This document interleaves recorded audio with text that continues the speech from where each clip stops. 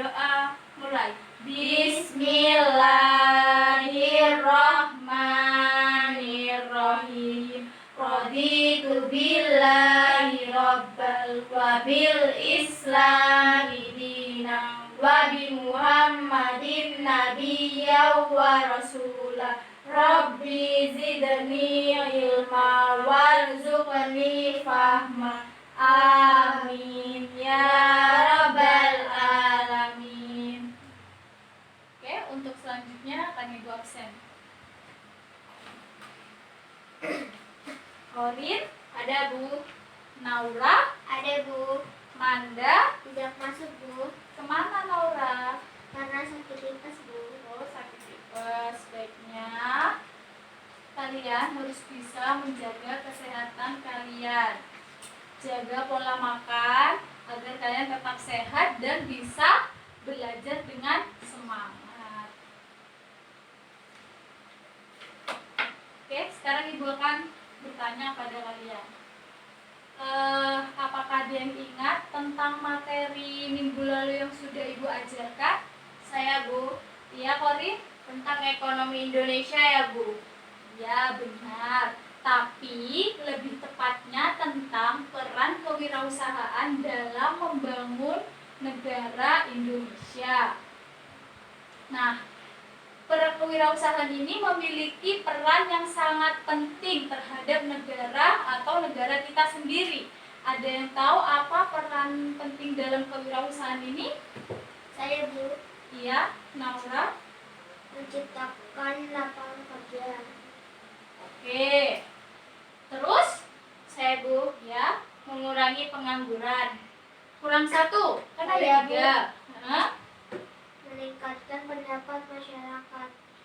Pintar. Ya, jika minggu lalu kita belajar tentang peran kewirausahaan dalam membangun perekonomian Indonesia, pada pagi hari ini apa kalian tahu materi yang akan disampaikan oleh Ibu? Tidak, Bu. Katanya tadi malam belajar. Kok Sedikit. tidak?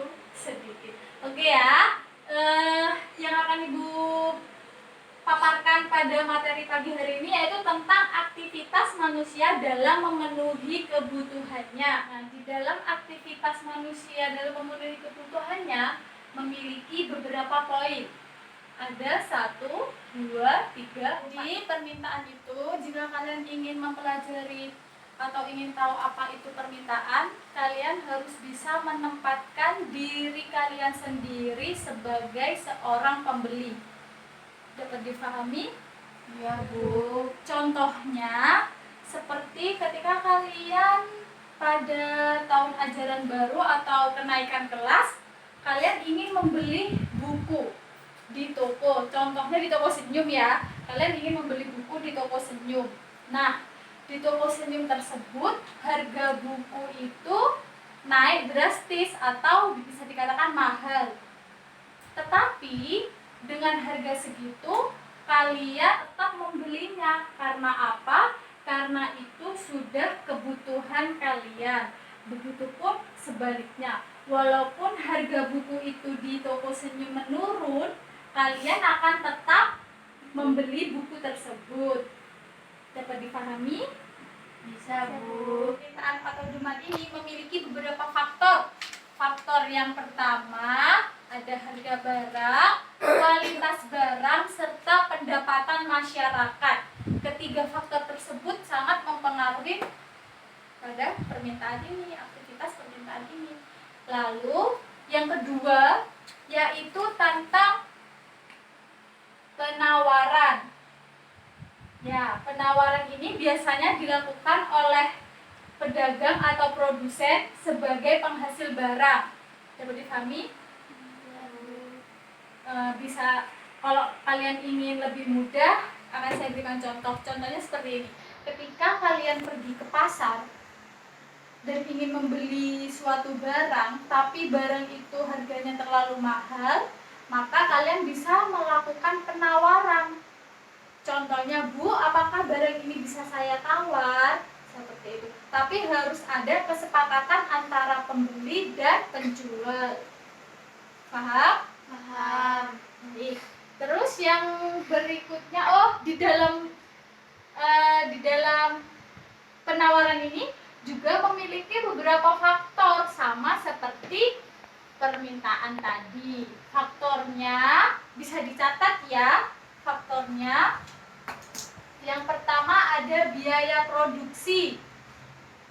Biaya produksi. Lalu yang kedua teknologi. Dan yang ketiga harapan menerima laba. Udah? Oke. Untuk yang ketiga yaitu tentang market atau pasar. Ada yang tahu apa itu pasar? Tahu. Dalam pasar ini bukan hanya ada kegiatan transaksi jual beli antara produsen dan konsumen, tetapi ada orang yang datang ke pasar hanya untuk melihat-lihat keadaan di sekitar pasar. Seperti itu. Nah, di dalam pasar ini ada transaksi jual beli, tawar-menawar yang tadi sudah Ibu jelaskan di awal-awal ya. Nah, jadi pengertian pasar itu sendiri yaitu pertemuannya antara pembeli dan penjual. Lalu di pasar ini memiliki dua tipe. Ada yang tahu? Tidak, Bu. Yang pertama yaitu tipe pasar tradisional. Yang kedua tipe pasar modern, pinter. Ada yang bisa nyontohkan pasar tradisional ini seperti apa? Pasar Tanjung. Pintar. Pasar Tanjung, Naura? Oke. Pasar Tanjung, Pasar Gebang, Pasar Patrang. Nah, itu yang tradisional. Lalu yang kedua yaitu pasar modern. Ada yang tahu pasar modern itu seperti apa? Indomaret. Alfamaret. Oke, pinter menurut Ibu. Ya, jadi itu tentang pasar. Tetapi di zaman yang modern ini melakukan transaksi jual beli kan tidak hanya di pasar saja, bisa melalui apa? Online. Untuk poin yang terakhir yaitu tentang price atau harga. Ada yang tahu itu apa harga? Harga adalah nilai tukar yang ditentukan oleh uang. Ya, jadi itu. Dari keempat poin yang udah Ibu jelaskan, mungkin ada yang kurang paham atau bisa ditanyakan? Tidak, Bu. Oke, jika tidak, Ibu akan melihatkan kepada kalian video tentang penawaran, permintaan, harga, dan pasar. Sekarang gue mau belanja. Catatannya mana? Catatan beli kan tuh. Kita mau belanja. Semoga harga belum naik.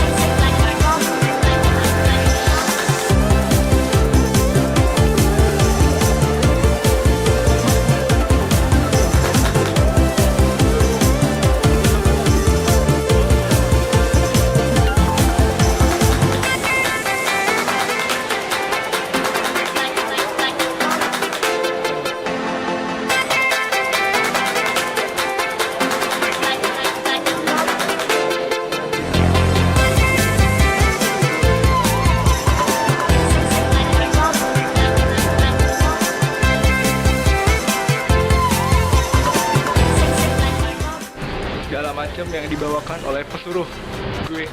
Salah. Mobilnya gimana tadi mobil? Berat. BBM naik, Pak. Dari video yang sudah Ibu perlihatkan, apa ada yang kurang paham mengenai aktivitas manusia dalam memenuhi kebutuhannya? Tidak, Bu. Alhamdulillah.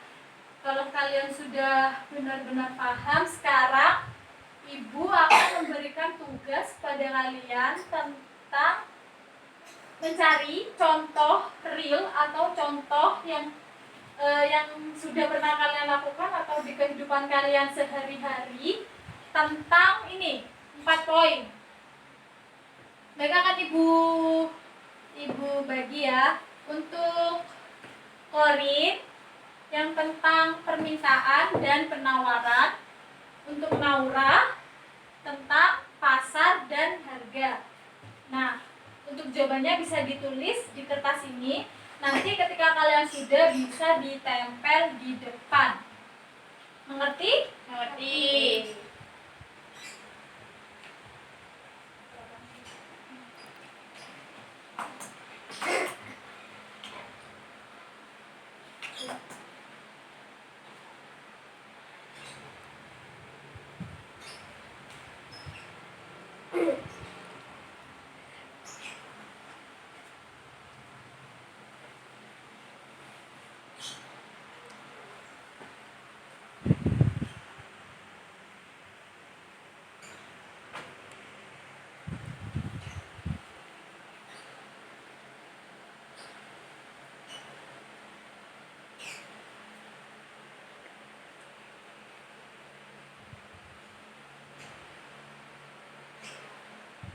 Sudah?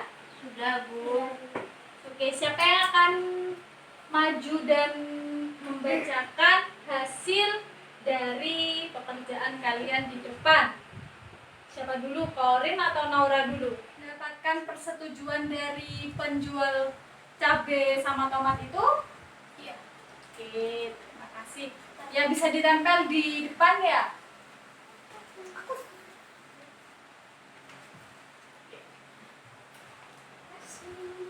Untuk yang selanjutnya tentang market dan price, pasar dan harga. Ayo Naura, bisa maju ke depan dan dibacakan hasil kerjaannya. Nina membeli sayur-sayuran di pasar dengan harga 2.000 per ikan. Singkat sekali ya. Iya. Itu model pasar yang modern atau pasar tradisional? Tradisional. Di mana? Di pasar Patrang. Oke. Bisa ditempel di depan.